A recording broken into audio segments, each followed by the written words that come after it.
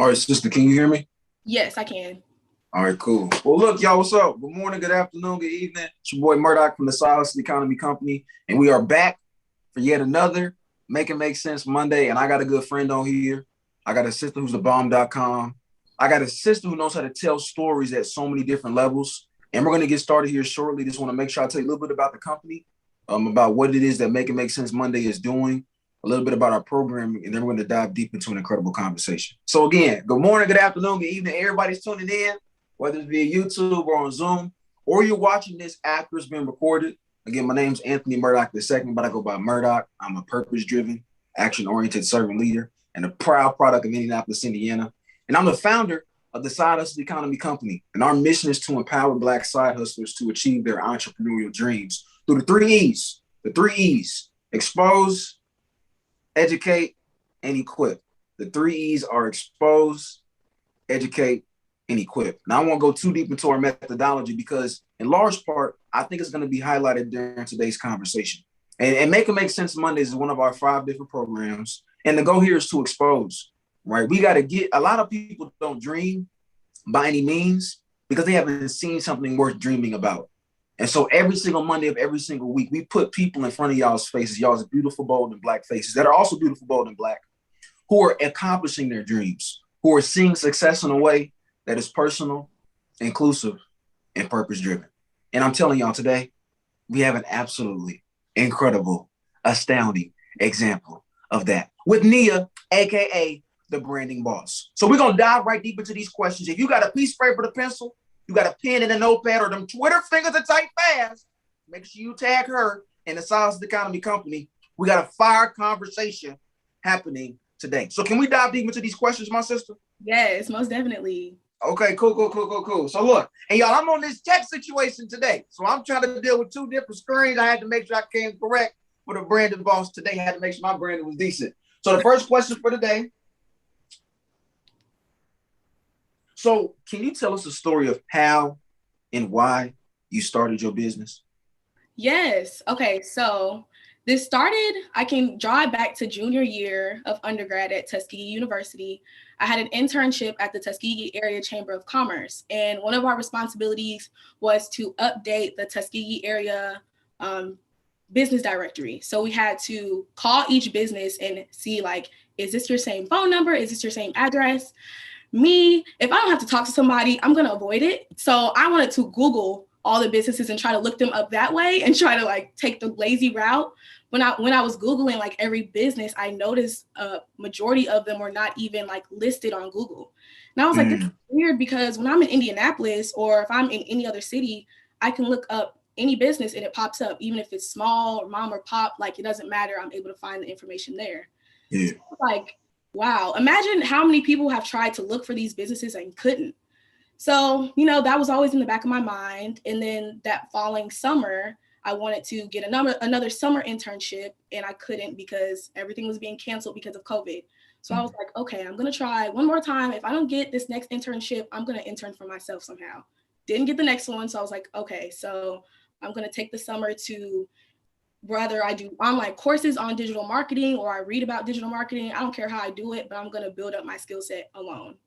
So I was like, I want to kind of document my summer findings visually. So I was like, okay, how about I create a Instagram page?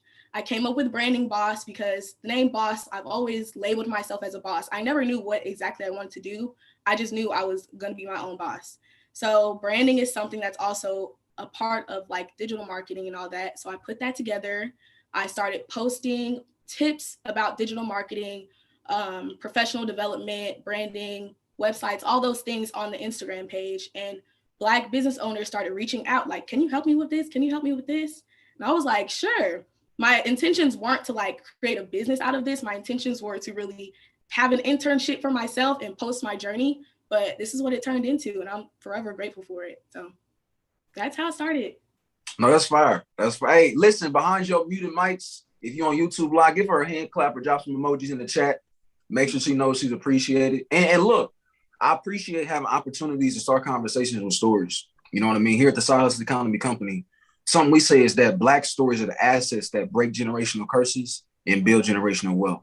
And so often, especially on social media, people think that we get successful overnight. Right. And social media makes things look much more sexy than they actually are. Because things aren't as sexy as they seem on social media. And so for you to be able to talk about your story and evolution and the fact that you're still growing, you're still looking to get places and spaces, I think is encouraging to the people watching live and the people who watch after too. So thank you for your vulnerability. Yeah, question number 2. Okay. So you're the branded boss. You know what I'm saying? You said that you chose the name intentionally. Boss is something that you always used to describe yourself. I would definitely stand in solidarity with that. And I'm sure Bria, who's watching live, would agree with that too. So we are in solidarity there. However, is this currently your main hustle or is it your side hustle? And if it's your side hustle, tell us what else you got going on. Yes. Okay. So Branding Boss currently is my side hustle because I am in grad school full time. I'm getting my master's in strategic communication here at Columbia University in New York. So Branding Boss is a side hustle. School is my main priority. And even when I started Branding Boss, it was a side hustle because I was still, in college. But I see Branding Boss becoming a full functioning digital marketing agency. So I know right now it's a side hustle, but I know it's going to be my main hustle by the years go on, I guess. Absolutely. We're going to speak that into existence. You know what I'm saying? We definitely speak into existence.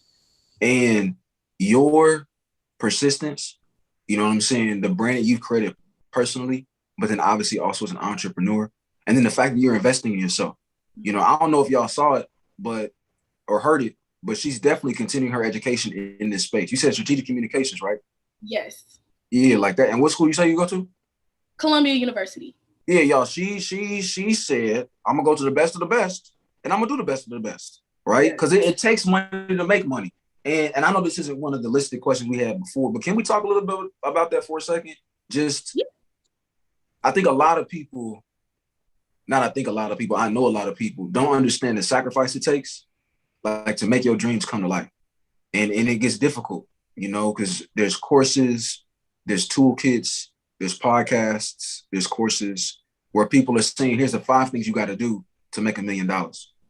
And that's just not how life works. It takes investment. It takes sacrifice. Right. And so as someone who has a side hustle with aspirations of turning into a main hustle, which a lot of our community does, can you just kind of talk about from a mental perspective, how you stay locked in and clocked in to continue to pursue your vision? Because it can't be easy.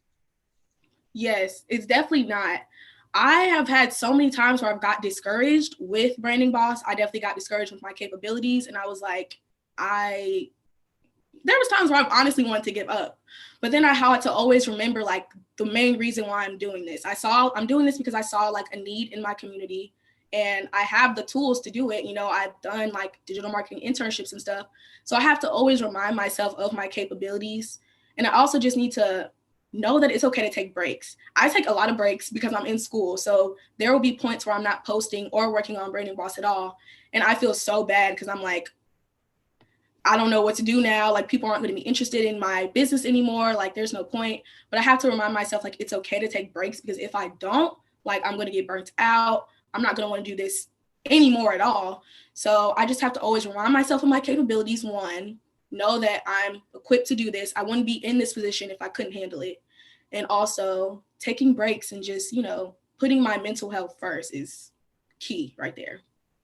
No, that's good. Taking breaks and taking care of your mental health. No, I love that. Something we say in this company is in order to make it make sense, entrepreneurs don't just need lawyers and finance practitioners and marketers like yourself.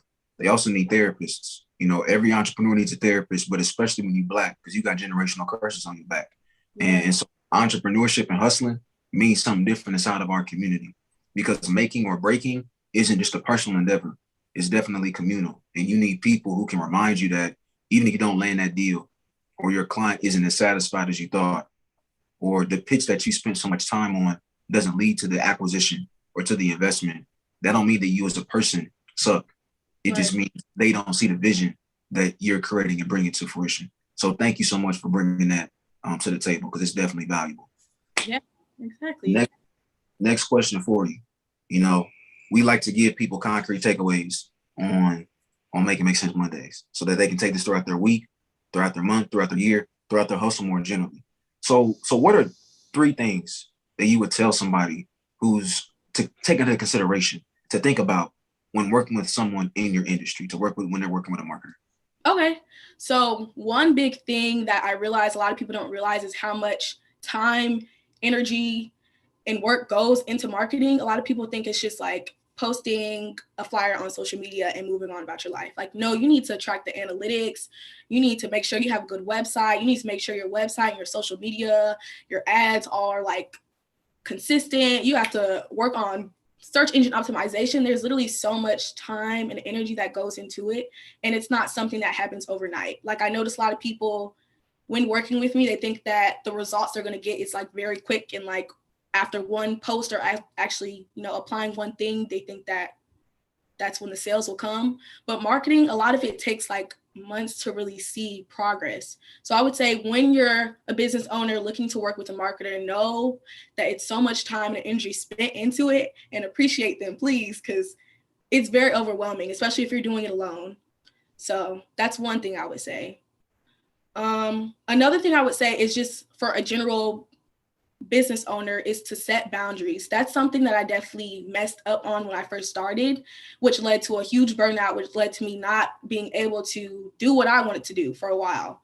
Because like, if you don't set boundaries, someone's going to do it for you. If you don't set those expectations, people aren't going to know how they can really work with you.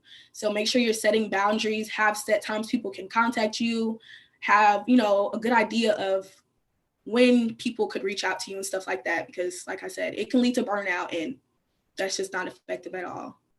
And then something else I would say is to just don't be discouraged by what other people are doing, but also like be inspired by them. So when times where I get very like, I guess I get a creative block and I don't know what to post, I don't know what to do, I look at other people who are doing what I'm doing and I get inspiration. It's not like copying. I wouldn't say don't copy off of somebody else, but look and see what's working best for other people in the industry. Look and see what's not working for them and put your own spin to it. That's a good way to like get inspiration from other people. I always say like collaboration over competition, like just work with other people as well. Other Black business owners, work with them as well. So that's what I would say. No, this is good. I'm gonna kind of recap what you just said in case people didn't catch when you were saying it, because she's dropping gems, y'all. She's dropping gems on YouTube. Say she's dropping gems in the chat. On Zoom, say she's dropping gems. All right, because I'm loving what you're putting down. So one, you said keep in mind that things take time, right? Mm-hmm. Keep in mind that things take time. Nothing good happens overnight. And it's funny. I'm about to post this to Instagram. I got a little tweet I tweeted like a month ago, and I was like, all good things take time. So when things take time, you got a good thing. And that's exactly what I heard you just say. A lot of people are expecting overnight success for things they want to last the rest of their life. Mm-hmm. That doesn't make any sense. So number one, you said, keep in mind that things take time. Number two, set boundaries. Because if you don't, somebody else will. We're going to return to that because I want to know more about what you mean by that, because that was a gem right there. That was a gem. Number three, I love this. Don't be discouraged. Be inspired. Don't be discouraged. Be inspired. And when I think about that, I think of there can be two people in the exact same predicament, looking at that same cup of water, right? And someone says it's half full, someone says it's half empty.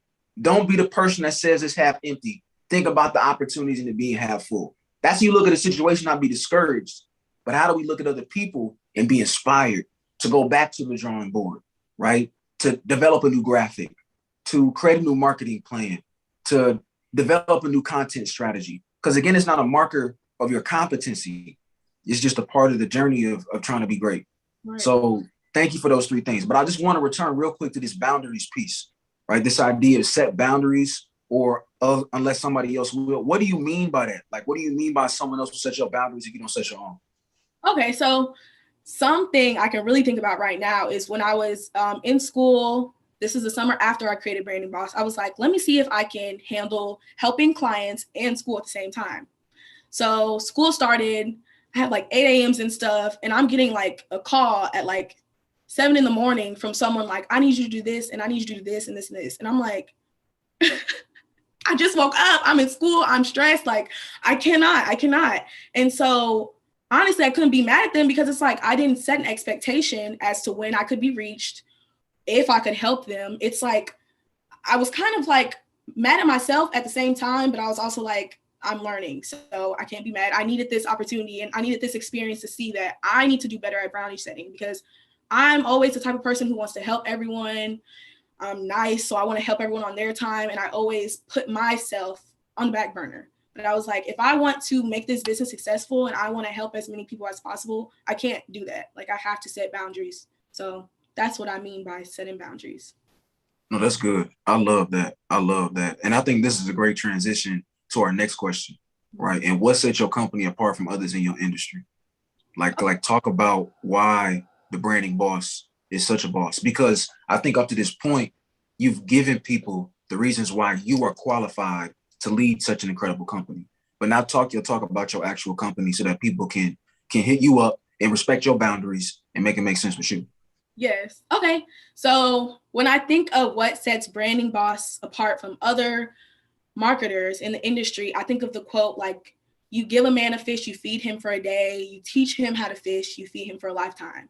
And so the way I go about marketing is I'm teaching business owners how they could do their marketing themselves. So of course, people can reach out to me. I'm willing to help clients. That's what I do. That's the business aspect of it. But also I'm posting on social media a whole bunch of tips and stuff in simple terms so that people can make their marketing work on their own. I think it's like with big companies and stuff, they outsource and they hire agencies to help them with their marketing. But it's like, if all the marketers were to fall off the face of the earth one day, they're not going to know what to do. So the approach I take is I want to teach you the actual strategies so that the times I'm away at school or I'm busy and I'm overwhelmed and I can't physically be there and be hands-on to help you, you can look back, refer on my Instagram, refer at whatever resources I've sent you, maybe after a session or something, and do it that way. So I have a different approach, I think. No, that's good. And part, well, that's actually great. And part of what I hear there is this emphasis on education. Mm-hmm. You know, on our end, we care about exposure. We talked about that earlier. And you are the exposure. You coming on here and sharing your story is the exposure. But then another reason why I knew we had to have you on here is because you care so much about education, right? And that's our second E, right? So it's one thing to show somebody something, but you got to teach them how to do it. And I love what you said about if every marketer on earth quit their job tomorrow, there will be a lot of companies and corporations that will be in trouble. And the idea, right, that you enter into the space and you provide value to the space, such an immense value that one day your client doesn't need you, I think that speaks to things that are more than just your business model, more than your go-to-market strategy. What I hear you saying is, I'm here to serve.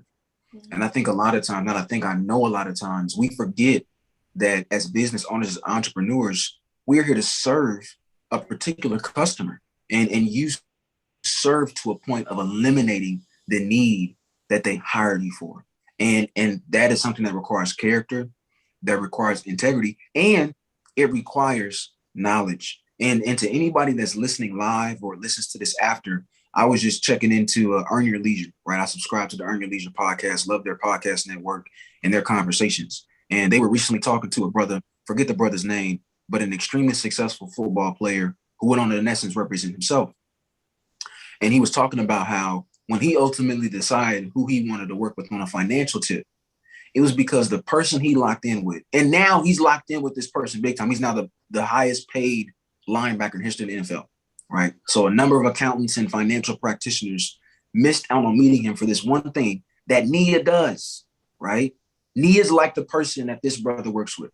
And he said, I locked in with my accountant because my accountant explained to me why we made each and every decision with my portfolio, right? So he would ask the brother, he said, do you know what this is? And the brother didn't know. So he'd explain to him, here's what a stock is, right? He said, you want to diversify your portfolio. Why is diversification important? The brother didn't know. So he explained it to him. And too often, right, practitioners believe that if I give my clients gems, they no longer are going to need me. And I think that highlights an insecurity.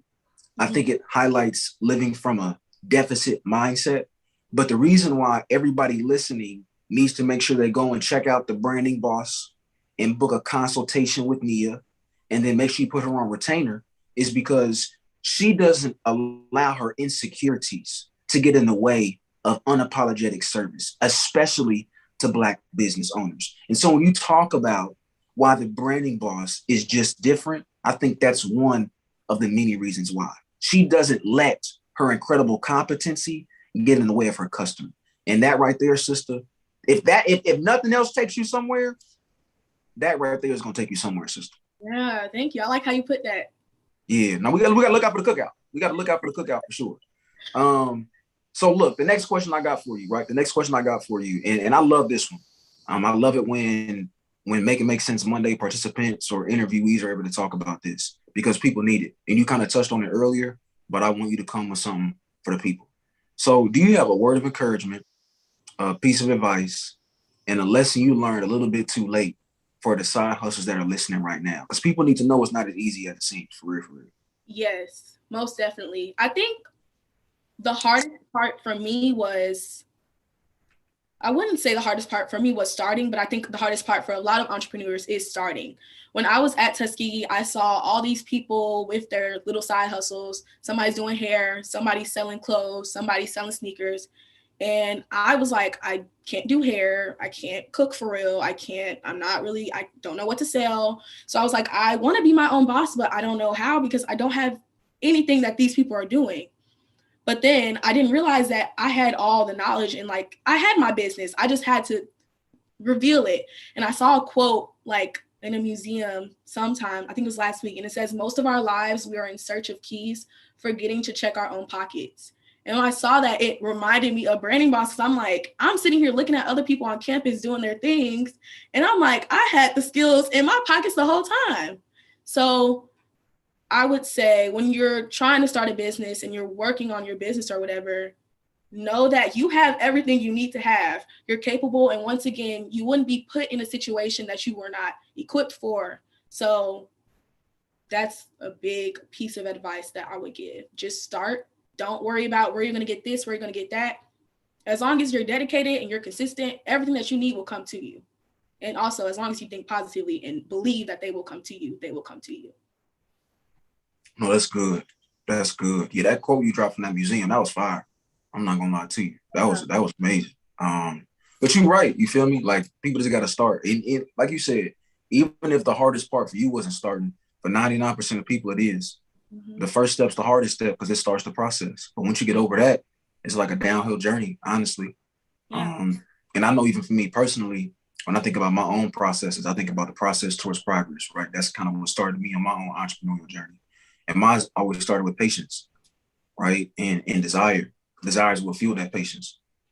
And that's what creates your process on my end. And that's hard. You know, when you live in a society where people feel like they're getting it overnight, where it seems like everybody get online and they go viral, they make 2 or 3 tweets and then the shade room posts them and then their whole life change. It's hard to be patient because you compare yourself to other people. But comparison's a killer. And comparison kills dreams every day. How do you, and you talked about it earlier, right? Don't be discouraged, be inspired. But like even in being inspired by other people, how do you not get caught in comparison and let comparison kill what it is you're trying to accomplish? That's hard. It is hard. And I think I'm still trying to really figure it out today. And I think being on social media does not help at all because that's a big part of where I do compare myself. But like once I said, like, I have to remind myself of my capabilities. Like even being here at Columbia, I look at my classmates, I look at other people in my program and I'm like, dang, like that was a good answer. And I'm like, I just said something really stupid. But then I'm like, wait, I'm in the same classroom as them. So obviously there's no need to compare myself. Like I know that I'm in a spot where if I couldn't handle it, I wouldn't be here. So I definitely have to always remind myself and kind of like switch that mindset and that thought. When I let my thoughts run rampant, like, oh, her business is way more successful than mine. I'm like, well, you're in the right spot right now. So just be grateful for that. Be grateful for where you are and don't worry about the next step or, oh, I should have did that. As long as you're grateful for where you are right now, that's the best thing you can do. Like that's literally the perfect thing that you can do. No, that's real. I know, like what you said about it being in class, and you hear something, you like, dang, That was a legitimate point, and that never crossed my mind. I feel the same way in law school, you know, and I had real imposter syndrome. I still do to a certain extent. And my therapist talked to me about, I feel like Charlamagne talking about my therapist. But I think one thing that my therapist talked about was like our inner child, and how so often our inner child is wounded. And no matter how old you get, you're always trying to help heal that inner child. Yeah. And when I was a kid, right, I had this a brother I'm working with now. He talks about the academic self-concept. And he was like, at a young age, especially for Black boys in school, because we're just two Black men talking about it, so we focus on Black boys. He was like, your academic self-concept can break. It can be shattered. And when you, in essence, say that you have this academic self-concept that's been broken, and you pair that, or you intensify that with experiencing imposter syndrome, it leads to disengagement. Mm-hmm. And it makes it so much harder to continue going forward. But that's why, I think that's why what you said is so crucial, right? And understanding that, one, like, your process is your process, and your story is your story. And it's not about becoming an expensive copy of somebody else. It's about becoming the best version of you that you can be, because can't nobody do you like you do you. You feel me? And I don't know, that's encouraging to me, and it's affirming to me, because I even experienced that in my classes now, let alone in business. You know what I'm saying? Business is a whole different dynamic, but you're in these classes with people whose parents got them into the school. You in these classes with people who are used to these kind of environments. It's like, gee, it's like, it's not for me, until you realize that, just like you said, I got accepted, just like they got accepted. I haven't gotten kicked out, just like they got kicked out. So I'm supposed to be here. And to all the entrepreneurs watching, you're supposed to be exactly where you are. You may not be where you want to be, but you're supposed to be exactly where you are. So make the most of the position in which you're at. You dropping gems, sister. You are too. I'm just feeding off of you. This is the thing. I'm just feeding off of you, for real, for real. You lead the fire. I'm just making sure I understand where the flame's coming from. Yeah. So next question. So I mentioned at the beginning and at the middle, but here at the Side Hustle Economy Company, we have the 3 E's, right? We got expose, we got educate, and we have equip. And we believe that all 3 of those E's play a role in Black side hustlers achieving their entrepreneurial dream. When you think about your journey in entrepreneurship as a small Black business owner, can you talk about which one of those 3 E's may have had the greatest impact on your journey, and why? Okay, yeah. So when I first think of that question off the bat, I would assume that it will be educate, just because, I have a service, like a knowledge-based service. A lot of what I offer to people is what I've learned from other people. But now that I think about it, I would definitely say equip, because it's like everything that I need to be successful, I have, or it's definitely accessible to get. With being in the digital marketing space, everything is always evolving. Things are always changing. So it's like the way that you keep up with it is like reading, keeping up with like social media blogs and stuff like that, doing your research. And so those are all things that I could be equipped with, is right at my fingertips right here. So I would say equip has had the most positive impact, because everything that I have needed for success, I have gotten, or I was able to go get it. And I know that's going to continue to happen. So definitely equip. Educate too, but equip is a big one. Oh, that's real stuff right there. And I don't know, when we think about what we do as a company as well, we put a lot of emphasis on equip, just because a lot of people are stuck between educate and equip. Mm-hmm. You can get on social media and be inspired. And the things that Black people are doing today, my God, the barriers that we're breaking, the worlds that we're creating, the spaces that we're occupying, it's simply unprecedented. And so the issue oftentimes ain't exposure. There's definitely rooms we're not in yet, but the greatest problem that we have is not always exposure. And like you said, this idea of education, our parents, made us get student loans. That's what I genuinely believe. I believe our parents thought that student loans were required for us to be able to be successful. And it's not. But that education piece gets locked in over and over and over again. But that equip piece, sister, whether it's capital, or it's getting connected to a particular resource, or it's just having what you need to believe that, I'm supposed to be here. I know that I can do this. That's hard. And a lot of people never get that. So the fact that equip was what it was for you, you definitely speaking to me. You definitely speaking to me. So I got one last question for you. And anybody that's listening, whether you on Zoom right now or you on YouTube, drop any questions that you may have for Nia, and we can respond to those once we're done with this last question. But to end every one of these Make It Make Sense Mondays, we like to take time to kind of define what Make It Make Sense actually means to the interviewee. And so that's my last question for you. You know, when you hear Make It Make Sense, what does that mean to you? When I hear make it make sense, I think of investing in yourself and in your community. So I think of Black people in America, we have the highest buying power, but I feel like our communities don't really reflect that. So you would think it would be common sense for us to have the highest buying power to put that back into our community, but it's not happening. No, you would think it's common sense, but it's not common. So when I think of make it make sense, I think of being intentional with your decisions every day. And I think of being intentional with investing in yourself and in your community. And I know it's not as easy to support Black brands and all that. Maybe you need something and a Black brand is not out there for you to get that. But it's like, there's a way you can still impact your community, whether that be you making sure that you're on top of things and giving back to your community, or you supporting a business, or even resharing a post or liking a post or something like that. Being intentional with your decisions and I guess doing the things that you would think are common sense but aren't common, making them common sense now. So investing in yourself and in your community is what make it make sense means to me. Sister had a bar.